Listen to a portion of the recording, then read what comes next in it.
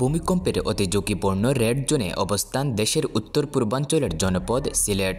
অনেকটা ডাউকি ফল্টের উপর দাঁড়িয়ে এই অঞ্চল, অথচ এখানে আজও উচ্চ পর্যায়ের কোনো জরিপ হয়নি। স্থানীয়ভাবে চালানো জরিপের তথ্য আটকে ওঠার মতো, তারপরেও কোনো সতর্কমূলক উদ্যোগ নেই। ভূমিকম্প মোকাবেলায় দেওয়া সুপারিশগুলোর দিকেও কারো নজর নেই। ফলে চরম ঝুঁকিতে বসবাসকারী সিলেটের বহুতল ভবনের বাসিন্দারা আছেন জীবন ঝুঁকির আতঙ্কে। বিশেষজ্ঞদের মতে বড় ভূমিকম্প হলে সিলেটে বিপর্যয় নেমে আসতে পারে।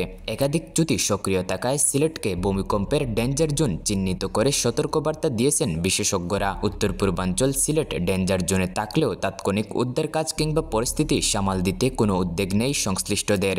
ফলে যে কোনো সময় উচ্চমাত্রার ভূমিকম্পে অবর্ণনীয় ক্ষতির সম্মুখীন হতে পারে এই অঞ্চল। এরই মধ্যে সর্বশেষ শুক্রবার সকাল 10টা 39 মিনিটে 5.7 মাত্রার ভূমিকম্পে ঢাকাসহ অন্য জেলার ন্যায় কেঁপে ওঠে সিলেটও। ঢাকা বিভাগের নরসিংদী জেলার মাধবদীতে এর উৎপত্তি হওয়াতে সিলেট অঞ্চলের তেমন কোনো ক্ষতি হয়নি, কিন্তু এটি যদি আসাম ত্রিপুরায় হতো তাহলে ভয়াবহ ক্ষতি হতো সিলেটে। এদিকে বিশেষজ্ঞদের মতে ঘন ঘন মৃদু ভূকম্পন বড় ধরনের ভূমিকম্পের আভাস।